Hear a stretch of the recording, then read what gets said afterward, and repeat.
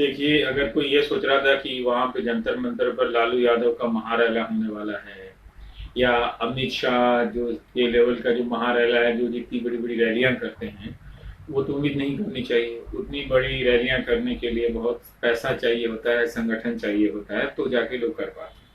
तो जंतर मंतर को क्या क्या हम उम्मीद कर रहे थे, या जो आलोचक हैं वो क्या उम्मीद कर रहे थे?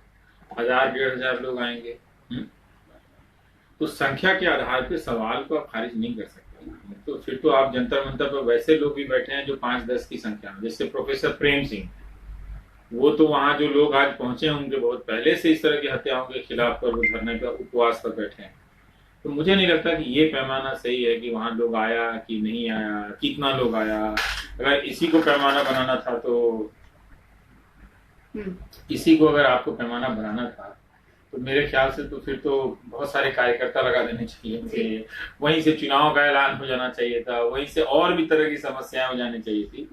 ठीक नहीं है, मतलब ठीक है, कुछ लोगों को लगता है जो संख्या में 1000 हो सकते हैं, 500 हो सकते हैं, तो वो जाकर अगर अपना प्रदर्शन कर रहे हैं तो ठीक है, इसमें कौन सी बड़ी बात है। और एक और ये सवाल उठता है कि पता नहीं ये वाली बात कहाँ से उठकर आ गई है कि लोग कह रहे हैं कि क्या ये प्रोटेस्ट अयूब पंडित के लिए भी है, जो कश्मीर में मंच से मैंने ये सुना कि जो वक्ता थी वो उन्होंने कहा कि दलितों के खिलाफ जो हिंसा है, अल्पसंख्यकों के खिलाफ जो हिंसा है उसके खिलाफ भी है, और जो लोग इस तरह से मॉब लिंचिंग हो रहे हैं उसके खिलाफ है। तो मैं तो यही समझ रहा था कि उसमें अयूब पंडित भी हैं, उसमें जुनैद भी है, और मेरे हिसाब से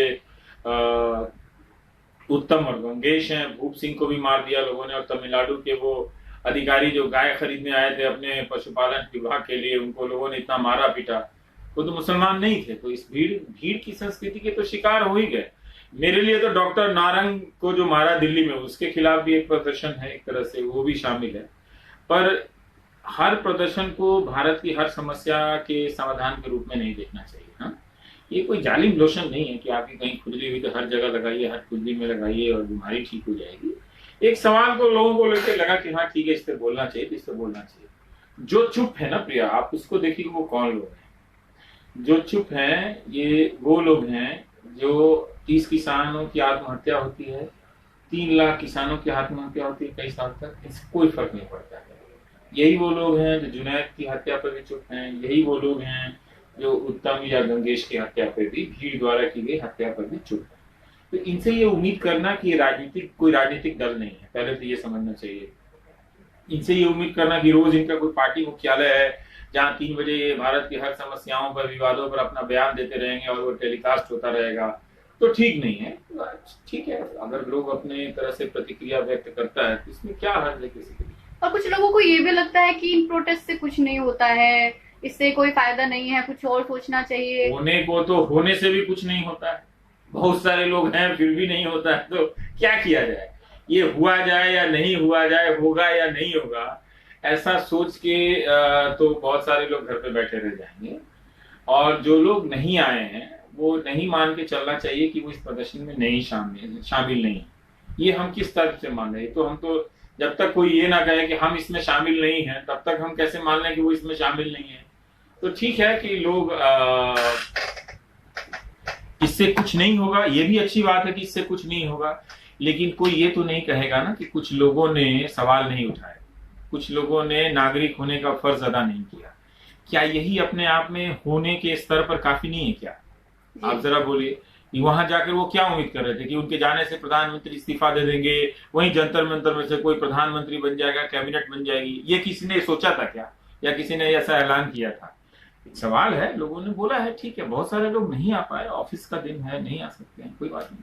और एक और ये सवाल है कि बहुत सारे लोग बोलते हैं कि आपने उस पर नहीं बोला, इस पर नहीं बोला, इसके लिए आ गए, उसके लिए नहीं आ गए, उसके लिए आप क्या जवाब देंगे? ये बड़ा अजीब है, जिसको अंग्रेजी में आप लोग वाउट अबाउटरी कहते हैं। अब इसके लिए तो मैं तो घर से निकल जाऊं तो मैं 500 साल बाद लौटूंगा, दुनिया की सारी खबरें कर लूंगा। मणिपुर वाले भी बहुत सारी खबरें छूट गई हैं मुझसे, केरल की भी छूट गई हैं, तमिलनाडु की भी छूट गई हैं। तो अगर उस तराजू पे तौलते रहिए, ये पता है क्या है, ये तराजू पे एक मुहावरा है, तराजू पर बेंग तौलना। बेंग मतलब मेढक, इंग्लिश में फ्रॉग बोलते हैं इसको। तो जब मेढक तौलिएगा ना, तो 5 इधर डालिएगा, तो जब तक आप 5 इधर डालिएगा, 2 उधर से कूद के उधर जाएगा तराजू से, तो कभी आप तौल नहीं पाइएगा। ठीक है, आप अपने नागरिक जीवन में बेशक 100 सवालों पे ना बोलें, अगर 10-12 गलतियों पर अगर आप बोल रहे हैं तो मुझे लगता है कि ये भी काफी है। और लोग बोलने का अभ्यास करते हैं, सीखते हैं, ये अपना लोकतांत्रिक जिम्मेदारी निभाते हैं।